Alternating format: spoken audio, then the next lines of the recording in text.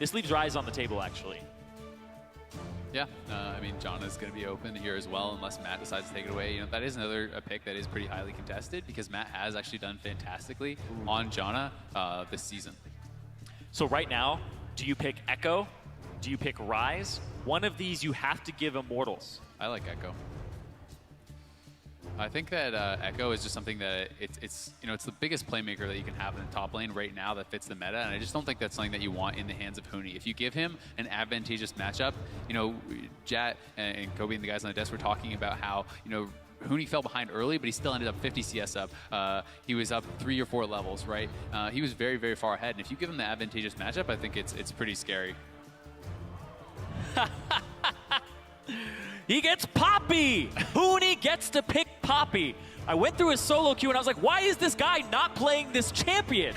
But here's the thing. It may not be him getting Poppy. They picked it in this order with Huni taking Poppy as his selection and Reignover taking Graves. Right. So they have swapped it. This is a flex pick in the jungle. Reignover has played Poppy jungle before, but I do assume that it is Huni playing Poppy. I think that he will play it into this matchup. I think that he'll be able to actually bully. And he's got such a high win rate on it in solo queue. I had no clue why he was playing it. But, you know, once again, it could be the Graves. It could be them putting Huni back on this champion because Huni is so successful with DPS top laners. Yeah. He does like 200 more damage per minute than the next top laner, 150% of their damage. I really don't see it, though, with just how good Poppy is in top lane right now. And, I mean, Poppy jungle is not something that you really see very often at all anymore. And I think for a good reason. I just think that both the champions are more powerful in their respective roles with Poppy in top lane and Graves in the jungle. So definitely, you know, they don't need the Echo, obviously. You know, Huni's happy to play Gragas top lane. He's obviously happy to play Poppy top lane as well. So, yep, we'll see. Yeah, I want to see because Huni played the Gragas. It was a little bit different style where he's peeling, but he was actually engaging. So that's what I want to see here from Huni if he plays this Poppy. Is he going to be aggressive with his heroic charges? How is he going to be using the W? Will the Vayne get locked in, though? And I mean, we talked about, you know, the champions that can kind of do that 1v5 as far as builds. Yeah. Well, that is one with Vayne, but he is hovering off of it, so may just be getting the Ezreal. Okay, okay. So I definitely see the Maokai here. It's the point and click. Even though Echo is up, it's something that TSM actually talked about. Hanser said we wanted the point and click route from Maokai. The CC was way more important to us. How else do you destroy a Kalista? Point and click on her, you get the CC down. Echo, a little bit easier to peel with the composition that Immortals had already anyway.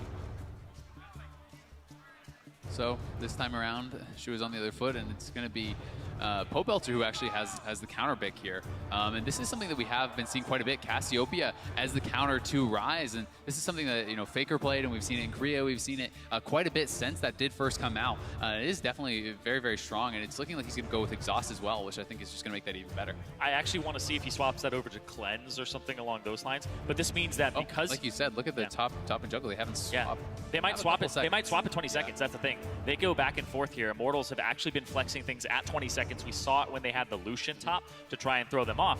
But also in this mid lane, that means that Pobelter doesn't get to take TP against double TP from TL. They lost to double TP with a Rise. We'll see what happens. And there goes the Poppy top for Huni. Yeah, so as expected, Poppy going to be in that top lane, and Reignover will be on the Graves, and this is his chance to kind of, you know, put his money where his mouth is. You know, Dardoch is saying this guy can't play carry junglers, and Graves is a true carry jungler. And that's the thing is, when I look at their solo queue, Huni plays tanks all the time. Reignover has a very low Kindred win rate, and his prevalence of how much he plays Graves is incredibly low. So I don't know if Huni is actually just playing the tank because Reignover, or playing the damage dealer because Reignover can't, but now Reignover is playing that Graves. I want to see what he does in the jungle. I want to see if he has the same type of impact, and if he invades on the Gragas. They have great synergy jungle top. Maybe they could just talk and switch those strats. You guys have seen, or had a chance to see what the teams are going to put into action, and don't forget to update your predictions. Tweet at LOL Esports and hashtag IMTWin or hashtag TLWin to let us know your favorite, and keep updating those votes as we go. They do change throughout the games. We don't just take it and then it's up. It will change on that board. We are going to be getting into the second matchup. Immortals coming out very strong in game one. In this third place match, it is a best of 5. We're only getting into game 2, and Team Liquid still has a lot of room to work with here. We're getting onto the Rift. Much different compositions from both sides. Let's see how this plays out. And Immortals are showing that they did not let this 1 week, even though there's even travel day in there, Yep. stop them from prepping, stop them from changing their strategy up, adapting a little bit to the meta, because the meta has heavily favored Team Liquid coming into this matchup. But Immortals are throwing a curveball here saying, you haven't seen us in 7 days. You don't know what we're capable of. The mid lane matchup is going to be pretty interesting. It's two very heavily scaling champions, two tier champions, and TL is going to be kind of heavily weighed towards that late game, as they also have a a tier buying ADC. So they're going to need some time to scale up. They do have a pretty explosive early jungler, but it can be tough when we have a team like Immortals that likes to group, that likes to try to push those objectives and take advantage of those weaknesses in their builds. We actually just saw this coming out of Fnatic versus H2K in Europe, and we saw that the Cassiopeia had trouble getting onto that rise sometimes. It was just an easy turn for him in the initiation to turn around for what Team Liquid could bring. It may be that aggression you're talking about that could hurt Immortals if they can't get in. Dardoch on the Gragas, going to hang out with Lorlo here as they started off, and a bit of a late invade by both sides. Exactly, but this means that TL get to push Reignover and Huni off of those camps. Now they're going to try to be sneaky and get the Raptors here. But on the other side, TL have actually already picked up most of the Raptors, and the camp is gone already. And it's a little loop-de-loop, wrap back around. Going to be able to grab away the Raptors. Forces the smite, though. That's the thing. He forced a kind of inefficient smite there. And Dardoch already got level 2, so this clear just becomes even faster. So TL, they're well on their way to actually supporting Dardoch here. Once again, though, TL won't be having that 2v2, and I think that they're going to be fine with that Yeah. as far as this matchup goes. John Calista is something that's very strong, and you see the strong early trading there from Pobelter onto Phoenix. Yes, Cassiopeia is a hyperscaling late game champion, but if she can dump your mana pool into you after she hits a Q, the damage early can actually be insane. And I do want to touch a little bit on Pobelter here, because Pobelter, out of all the members on Immortals before they came into playoffs, he was actually under a lot of criticism. I mean, you even look at the all North American team that people had selected. It was all of Immortals minus Pobelter, right? This guy has been considered the mid laner who's just kind of there. Right. He brings he like a lot of utility, that Lulu, the Lux play, But the something thing is, that can offer something. He's way more versatile than that. Exactly. Pobelter has so many different faces to him that he can put on, okay, I'm playing like a support today. Here's my support hat. I can play a carry. I can scale up. Yeah. I can be aggressive, right? I think that Pobelter actually deserves a little bit more credit here, especially on this Immortals squad. I think he's fulfilling the role that he is given by his team. And he's always one of the guys that can flex into a champion you haven't seen him play in a while. He has a Syndra coming in through the middle of the spring split on the back half. Other champions like that. And He's just a Zed player as well. Exactly. Yeah, he's not that star, but you already have star carry power on this team. Yeah. And you don't want to overflow with that. You need some team players, and I think that's what Pobelter has been doing for the squad all season long. And he's showing that he can apply pressure when it's necessary, that he can have these counter picks. Because his champion pool, I remember like 8 games in of the season, we were saying, oh, he's played 8 different champions. Right. He's played so many different things. And the fact that they kept picking Lux over and over again was not because he didn't have a good champion pool. It's because they kept winning with it. Yeah. Right? Lux was good. They couldn't figure out what really countered it, like Talon or something like that. But look at this. Oh, missed Q. Those are both Reignover's here, though. Both summoners from Matt. That should be the focus. He's an easy walk-in for the kill. Huni could turn around, help solidify this, but he almost gets one of his own on the TP over onto Phoenix if Dardoch didn't help. On his first Graves game of the season, Reignover picks up first blood onto Matt, and he's there at the right time. And that's actually from the side of TL's jungle. So Reignover kind of comes out of the works, and they weren't expecting him from that angle. There's good pressure. Very hard commitment from Matt, though. They thought they might have had it right off the bat. Phoenix could have exploded him, and they wasted so much. Yeah, they missed Q. That shows the confidence they're trying to work with here. They're going in on all the calls, and it may not even stop them from doing it on the next. Sometimes that's how you get right back in it. I mean, it was a really nice sidestep to give credit to Pobelter. Absolutely. That did give him the extra time to have his team collapse there. And this has been what has been winning the game for Immortals, right? They're faster on the collapse. They're always there. Every time TL starts something, it's Immortals that reacts faster. It's Immortals that has extra man. And this is the mark of an excellent macro team. It's the team that is always in the right place at the right time. So speaking of the macro game, Phoenix had to use his TP to get back to mid lane. TL, they have a TP advantage with Lorlo. Dardoch is already playing to this side. Immortals know what he wants to do, because if they place a ward down here, Lorlo will be there with a TP. He has the root. It'll be a 3-on-4, and they could win it. But we'll have to see how the execution is. Matt doesn't have summoner spells. it'll be really tricky. And with that turret involved, you know, it's kind of an extra half player, an extra full player. So with the 3 players there under the turret, I don't think it's something that TL wants to risk, because if that goes bad at this stage in the game, like, oof. And Graves is actually a very kind of different champion to have in the jungle. Him and Kindred both, you can kind of show up to a lane and just farm it with the AD carry, and it really stops all other attempts. It's just like if you show up on a lane and you push it down, you have 2 AD carries sieging a turret. You have so much damage being dealt to it, and the repercussions of doing that are pretty much 0. Yeah, and I mean they're also 2 carry junglers, so you don't mind getting a lot of farm on them. Yeah. It's actually fine for them to attack some of the lane and pick up some of that farm. So, yep. Coming in at 6 minutes 45 to 38 here in this mid lane. Pobelter's been able to keep Phoenix pushed up, even with the aggression he has found on Matt. A 5-4 here in the top lane as Huni finds a bit of an advantage, and also a push here from Turtle and Adrian. So they're going to be going hard on the top turret as a mid lane gets a little bit of luck. Gardok, he goes back in as soon as Rainover reloads. That timing he saw to keep himself alive. And now they're going to try to take on Rainover. What a play. Do they also...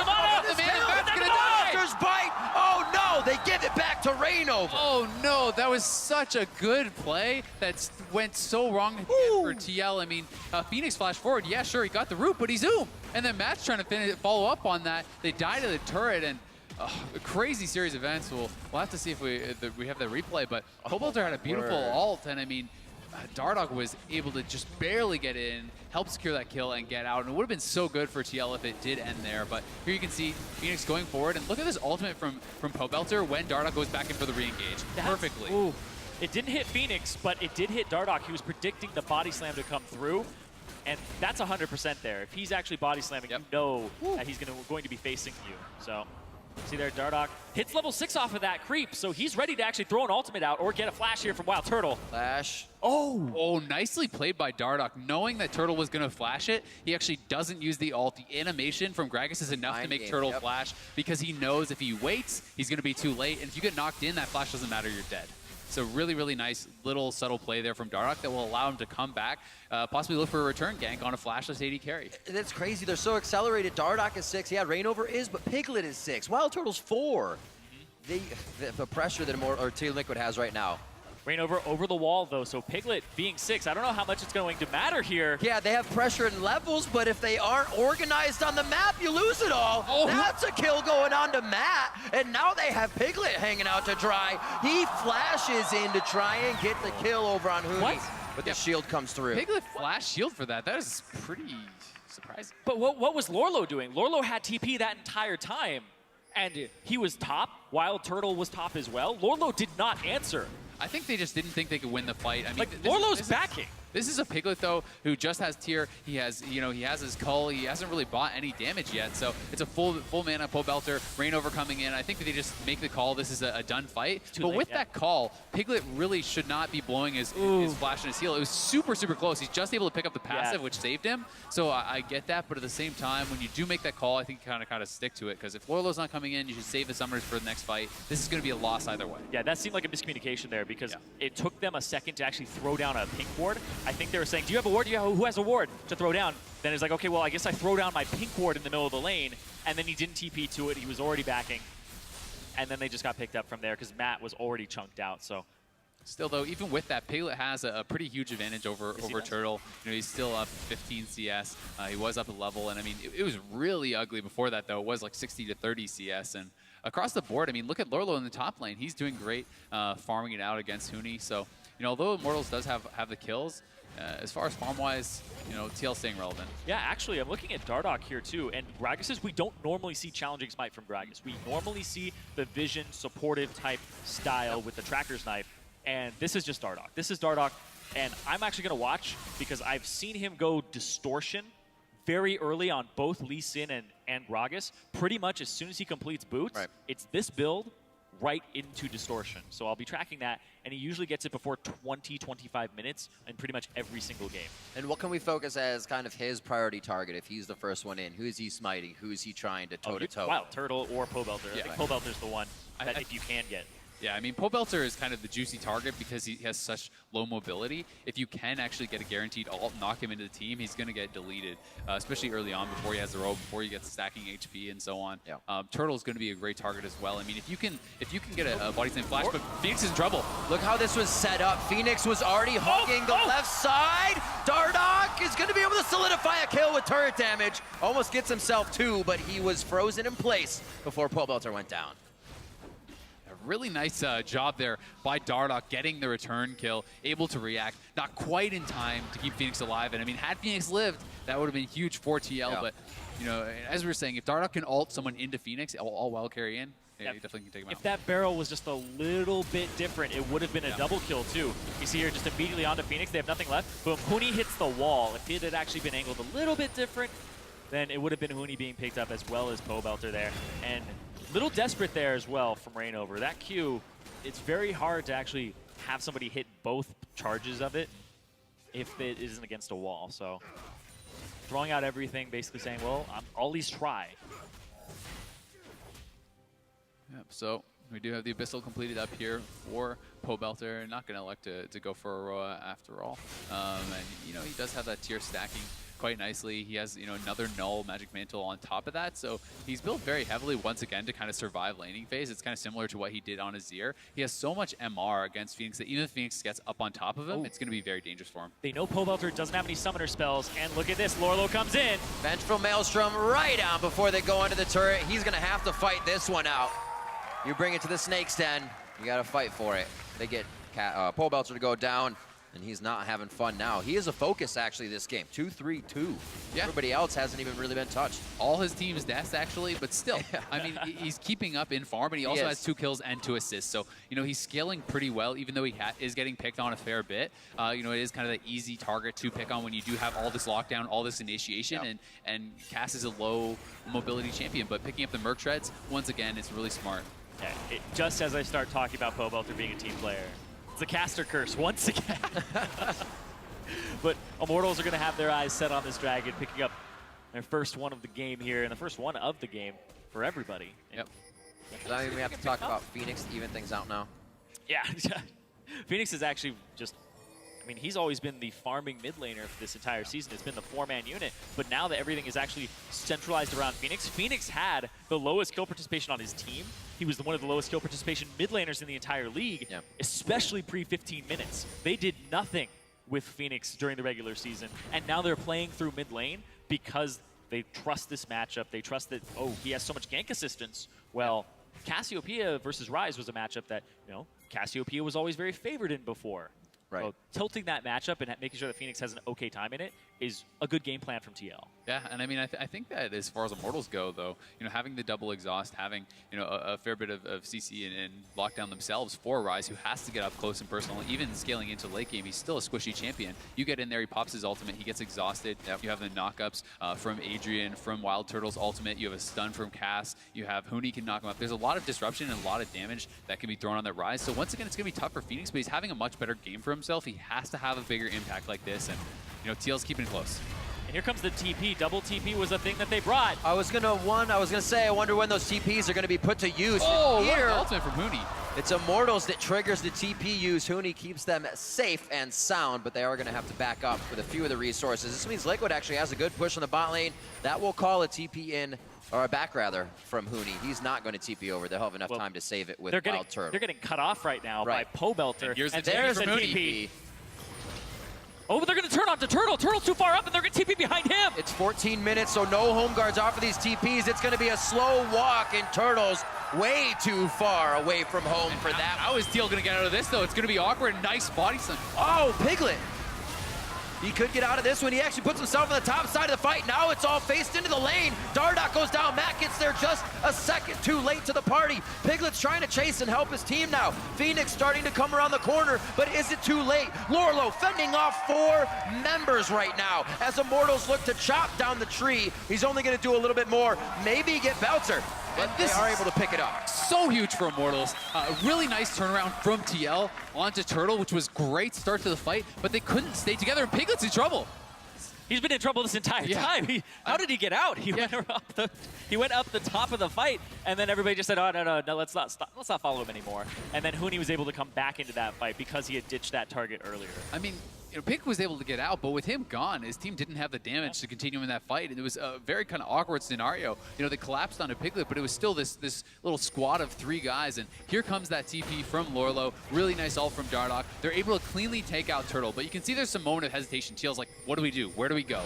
There's 4 members of Immortals collapsing, and look at Phoenix. He's still so far away. Matt is still so far away. Yeah. And Piglet actually going over to the left, it split up the fight, and it zones him out. Had he stayed with his tank line, kited down, I think that would have been the correct choice. Because if they were running down to Matt, if Matt could have gotten involved, if Phoenix could have gotten involved, this is a fight that TL could have won. Yeah. Also, if you went down, it's a 2-on-3. You force Rainover to come over the wall. You're away from, I believe, where the exhaust was. Yeah. So, but they just it's a hard position to be in. Yeah. They didn't know exactly where everyone was going to be coming from, and they had a short amount of time to react. And sometimes in those situations, you just don't make the correct choice. Immortals very fluid when they react as well. They've actually been in the lead most of the time, but when they are put in a situation to react, they usually make the right decision. They're teleporting back on the teleports just used from Liquid and able to come out strong. Immortals now pushing down on the mid lane, 8-4, looking at a 2,000 gold lead here, 17 minutes in. And Immortals, despite not having the teleport advantage with the double TP, we see early distortion boots here from Huni. So he's looking to make plays. He hasn't even just completed a single item except for that. Everything is just components right now. Trying to cast on Rainover, just losing vision. Oh. See where we go from here. Is having a great game for himself. 4-0-3 on that carry Graves. Looking really strong so far. Once again involved in almost every single kill.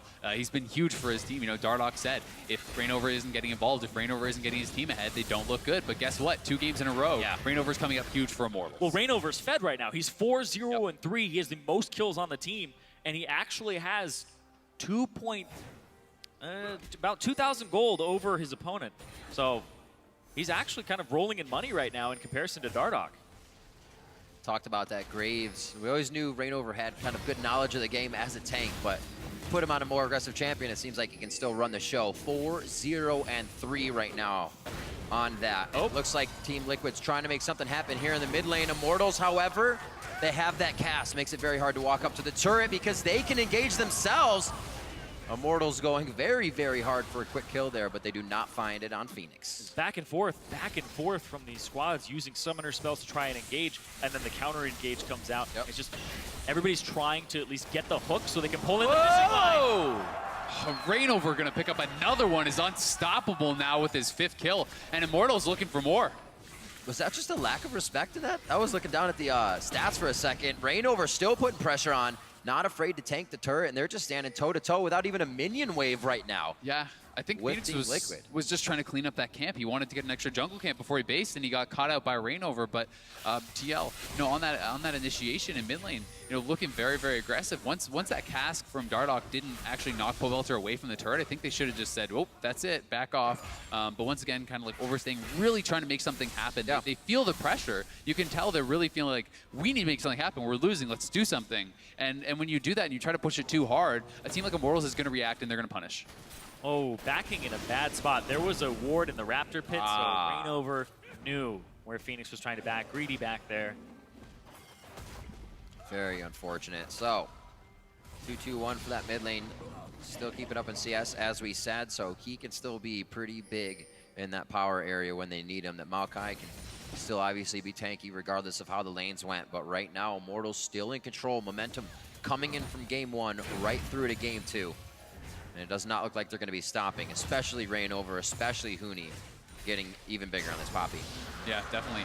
It doesn't even have to be Wild Turtle this game, right? It's kind of switching up how that star power works from game to game. Yeah, I mean, Wild Turtle, he's done fine this game. He's farming up. He is scaling. He's going to be useful in team fights. But like you said, there's not always the onus on a great team like this to carry. You don't have to be the one that does it every single game. This time it's Rainover. Last time, it was Wild Turtle coming up big. And that's a great feeling, knowing that you have the confidence in your teammates. You can say, okay, I don't have to force anything. My teammates got this. Good reassurance. And TL are showing that right now because it's a 1-3-1 right now.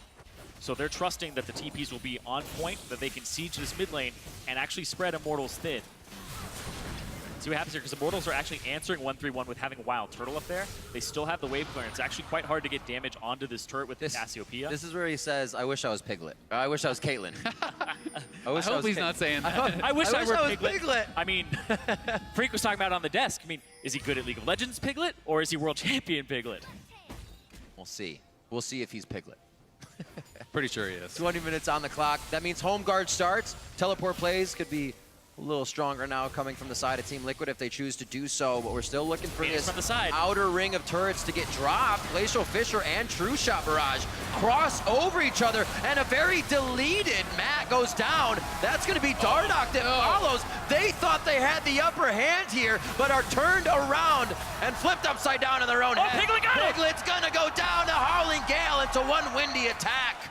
It blows him right over, and that's going to be Lorlo getting himself out alive. Deja vu for him. Matt is just going to hit the field goal ultimate right between two players. It's instantly deleted. And then it was the Poppy E from Huni that actually was massive in that fight. He actually knocked Dardoch back out of his body slam, I believe, and got that stun.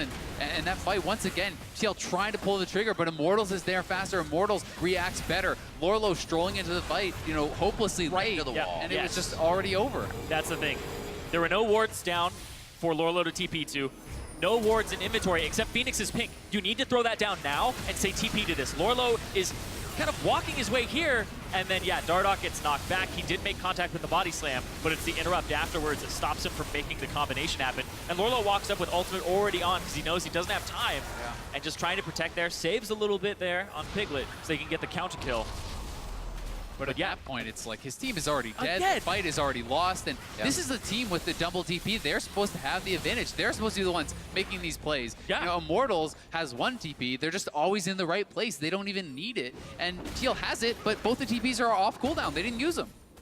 Yeah, Turtle was also late to that fight, so you would have assumed that TL was going to be able to get everybody in the mosh pit much sooner. And if Lorlo had been there and able to lock somebody down, possibly Pobelter, possibly even Rainover, it would have been a much different fight. You can see Rainover 7-0-4. Yeah. This is a threat, a carry jungle that you did not expect from this player. And the performance that he's having right now is a little bit uncharacteristic of the Rainover that you know, because you usually talk about his macro game, but now MVP split is carrying.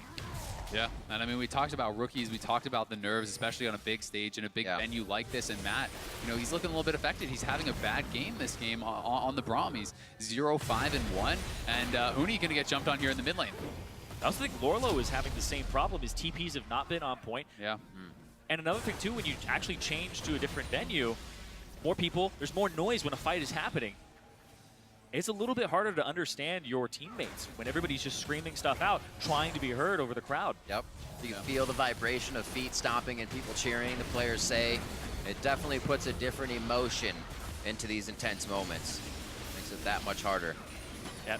You have to resist the tunnel vision too. Absolutely. Very difficult. Yeah, this gold lead is getting pretty out of control at this point. One of the with biggest ones we've power seen play. in this series. And it shows no signs of stopping. I mean, and it's at this point, when you are playing a melee support like Braum, you have to somewhat get in there, but you're just paper. You're basically just a free kill anytime you do jump in. So anytime he does go for that sort of initiation, he just has to accept he's going to die. And it's a rough spot to be in because, you know, he has a little bit of HP from a Crystalline Bracer and his Sightstone. That's it. It's a 5-man siege in the bot lane. There's one lowly ward. It's really far back behind Immortals, though. They're not going to be able to use it. And right now, that top lane kind of needs to be pushed out. So TL's just going to kind of play yo-yo here, push Immortals back, maybe push the pressure back for them. I think that's even a blue ward, too, so you can't TP to Oh, that's those. true. That's a good call. It is a different icon, so it's not even something they would be able to use for the play. A minute onto Dragon, some vision being set up for that one. And Phoenix is going to set himself up with a blue buff and hopefully be a big source of damage for this next fight. And this is kind of what TL could possibly hope for in the best case scenario after what happened in the previous fight. They got Baron, they got a couple turrets off of it, but 4,000 gold Baron power play. It's not like they ended the game off of it, but it is still a gigantic lead, 8,000 gold here. And you can see Piglet has the QSS now, and he's had these two items for a very long time. Ooh, ready Death's to Dance just finished up on Rainover as well. Oh, as a Jungle Graves, you go Death's Dance if you are very far ahead. A lot of times you'll see Sterix. Like 7-0-4 ahead? Yeah, kind of like that. You'll see the Sterix, you'll see the Maw come out, but if you buy Death Stance, it means you are ready to close this game out. You're ready to actually crush. We'll see if they can do it. It's 25 minutes in, really on par with how fast they were going last time. It was just, at this point, a few fights that got them to the inhibitor, and then really one after that that brought them to the Nexus. So Immortals is really keeping on pace with game number 1 here of the 3rd place match. Yep. And Huni is up in the top lane. He's basing, getting ready to TP in case his team needs him, because TL wants to make something happen. This is the 3rd dragon. They don't want to give it. Oh, nice steal. Spiked out by Dardoch.